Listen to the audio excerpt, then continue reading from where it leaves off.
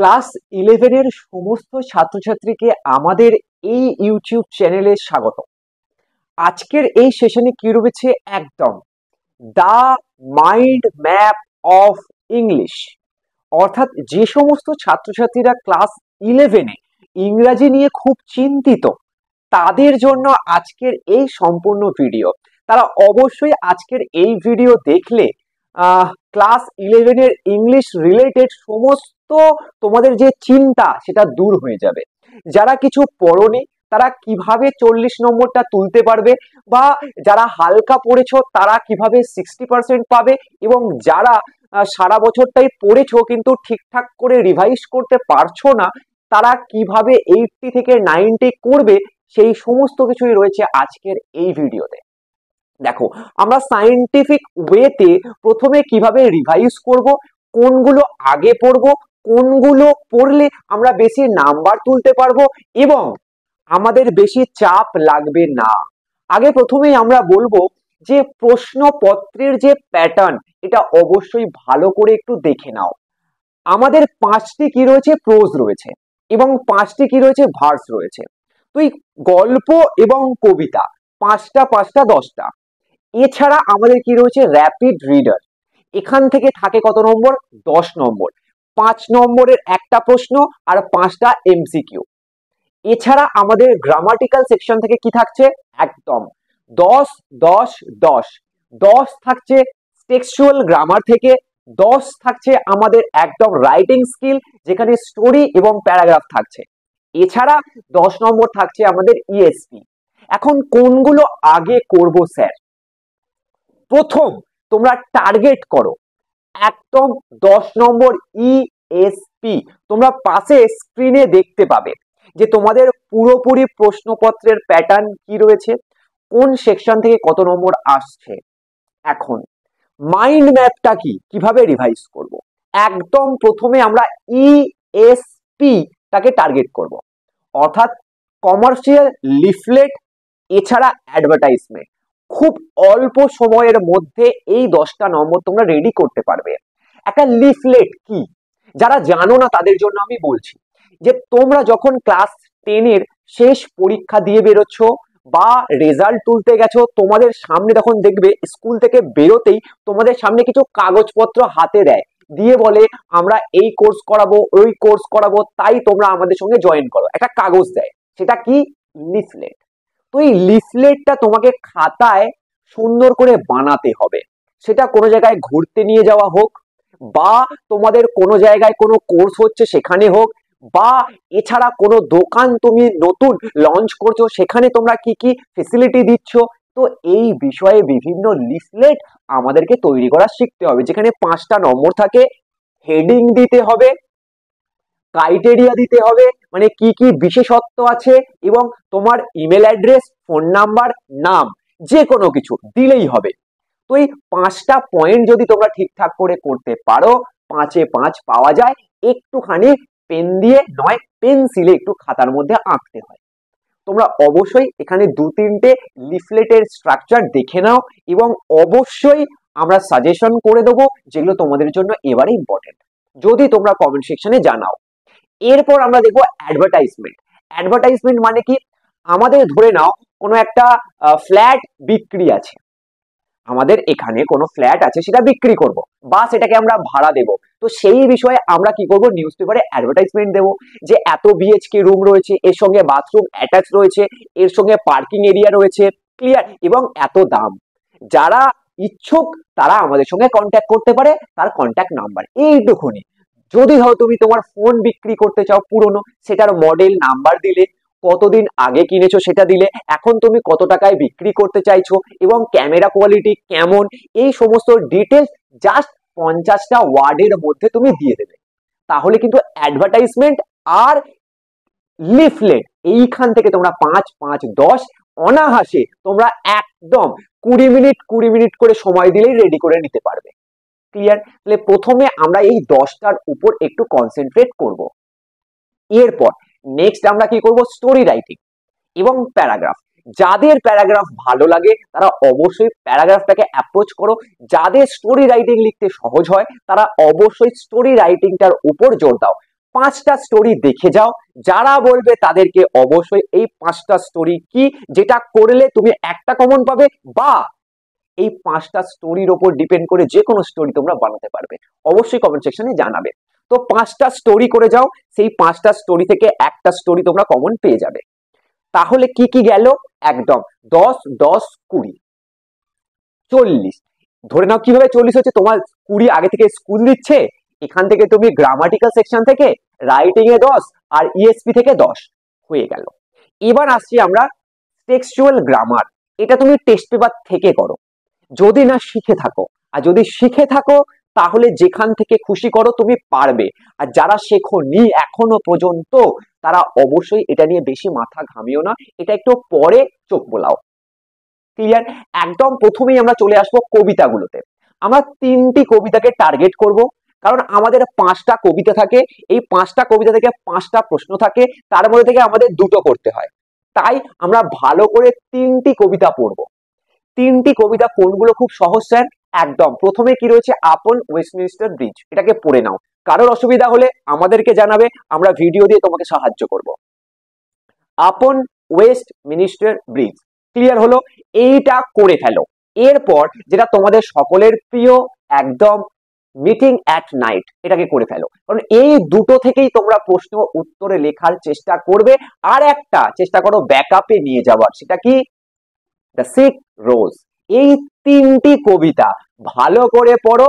প্রত্যেকটি কবিতা থেকে 2টো করে প্রশ্ন ইম্পর্টেন্ট আছে। সেই 2টো করে প্রশ্ন নাবাতে পারলেই, মানে একটা প্রশ্ন মুখস্থ বা বুঝে গেলে তুমি দ্বিতীয়টা করতে পারবে, এবং এই 2টো প্রশ্ন প্রত্যেকটা থেকে করতে পারলে তোমরা যে কোনো প্রশ্ন নাবিয়ে আসতে পারবে পরীক্ষার হলে। কি কি বললাম? হ্যাঁ, তোমাদের প্রশ্ন হচ্ছে স্যার আমার তো মুখস্থই হয় না, আমি বুঝতেই পারি না। তার কারণটা কি? আমরা ক্লাস 10-এ সিন আনসিন দেখে অভ্যস্ত, এবং এখন এসে দেখছি যে 5 নম্বরের একটা ইংরেজিতে প্রশ্ন লিখতে হবে। তোমাকে মুখস্থ করতে হবে, তোমাকে বুঝতে হবে। না হলে আমাদের সঙ্গে যুক্ত হও, আমরা ট্রাই করব যে তোমাদেরকে কিভাবে সহজে এগুলোকে বোঝানো যায়। কি কি বললাম? মিটিং অ্যাট নাইট, তারপর সিক রোজ, আর আপন ওয়েস্টমিনিস্টার ব্রিজ। এছাড়া যেটা রয়েছে ডেব্রেক এবং বাদারহুড, এই দুটো তোমরা জাস্ট চোখ বুলিয়ে যাবে, যেন এখান থেকে এমসিকিউ এসএকিউটা মিস না হয়। 5টা কবিতা থেকে 20 নম্বর থাকবে, 2টো 5 আর 5টা এমসিকিউ এসএকিউ। 5টা কবিতা থেকেই 5টা এমসিকিউ থাকবে, 5টা কবিতা থেকেই 5টা এসএকিউ থাকবে। ক্লিয়ার?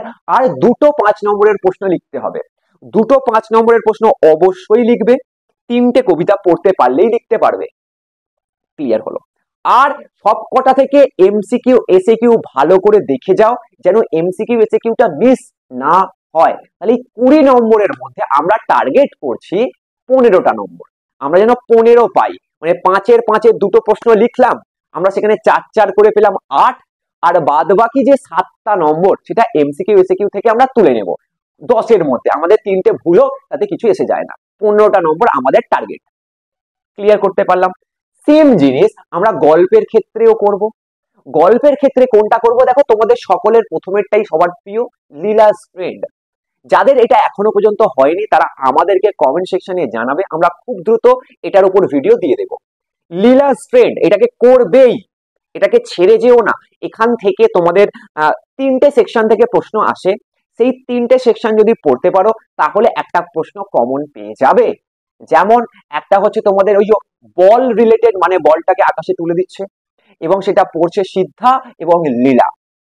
এই যে বিভিন্ন এপিসোড গুলো রয়েছে, একটা প্লেইং এপিসোড, একটা হচ্ছে চেনটাকে চুরি করে নেওয়া, লাস্টের দিকে যেটা রয়েছে সেটা, আর একটা মিডিলে হচ্ছে টিচিং এপিসোড। এই 3টে এপিসোডের উপর কিন্তু একটা প্রশ্ন অবশ্যই থাকে, বারবার দেখা গেছে।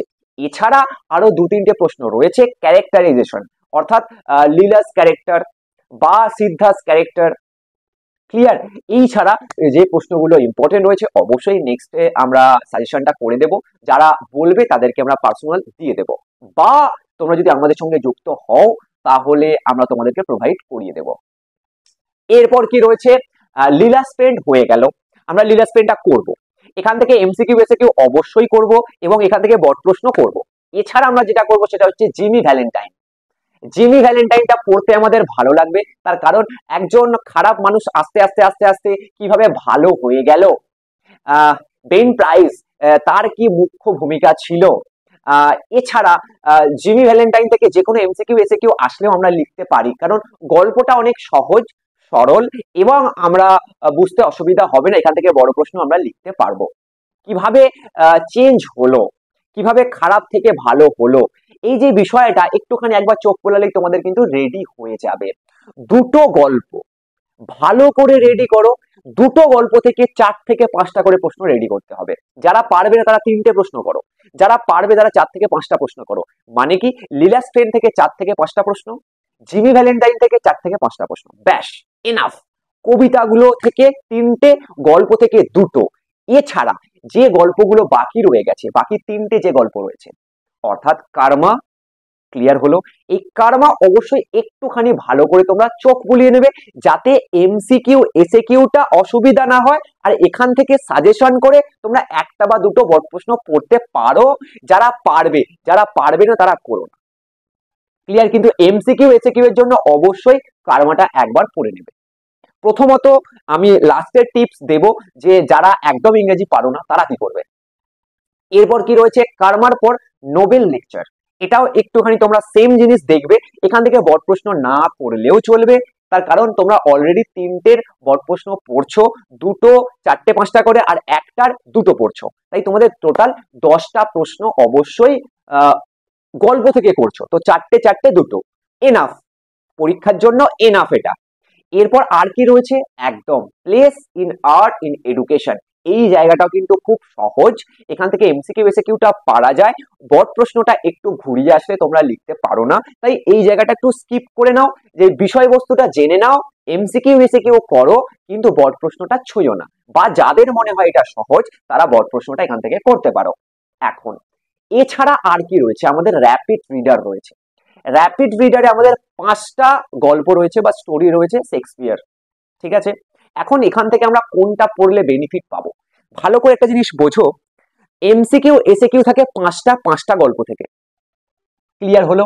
তো 5টা থেকে আমাদের 5টা এমসিকিউ, তার মানে কি আমাদের 5টাই ভালো করে পড়তে হবে। আমরা এখন কিছুই পড়িনি, তাহলে আমরা কি করবো, এই 5টা এমসিকিউ নিয়ে এখন চিন্তা করব না, আমরা একটা 5 নম্বরের বড় প্রশ্ন নিয়ে চিন্তা করব। সেটা কি করে পারবো স্যার? 5টা আছে, 5টার মধ্যে যে কোনো একটাকে ভালো করে করো, তাহলে সেখান থেকে তুমি কি করতে পারবে, একটা বড় প্রশ্ন করতে পারবে। কোনটা পড়বো স্যার? সব থেকে সহজ যদি আমার মনে হয় সেটা ম্যাকবেথ, তোমরা ম্যাকবেথটাকে করো। যে ভাবছো ম্যাকবেথ করতে পারবো না, সে অন্য কিছু করতে পারো, অফেলও করতে পারো। এছাড়া তোমরা কমেডি অফ এরর্স করতে পারো, এছাড়া অ্যাজ ইউ লাইক ইট করতে পারো, 12th নাইট করতে পারো, কিন্তু আমি বলবো ম্যাকবেথ করে নাও। 3টে ডাইনি রয়েছে এবং এটা খুব ইজি, একবার পড়লে যে কোনো প্রশ্ন এখান থেকে করতে পারবে, এবং অবশ্যই আমাদের সাজেশন যারা চাইবে তারা অবশ্যই পাবে। তো ম্যাকবেথ থেকে সাজেশন আমরা দেব, লিলাস ফ্রেন্ড থেকে সাজেশন আমরা দেব, তারপর জিমি ভ্যালেন্টাইন থেকে আমরা সাজেশন দেব, এছাড়া এদিকে আমাদের রয়েছে আপন ওয়েস্টমিনিস্টার ব্রিজ থেকে সাজেশন দেব, মিটিং এট নাইট থেকে সাজেশন দেব, আর আমাদের রয়েছে একদম সিক রোজ থেকে আমরা সাজেশন দেব। এছাড়া ইএসপি কোনগুলো করব সেটা সাজেশন পাবে, আর তোমরা স্টোরি রাইটিং বা প্যারাগ্রাফ কোনগুলো দেখবে সেটা সাজেশন পাবে।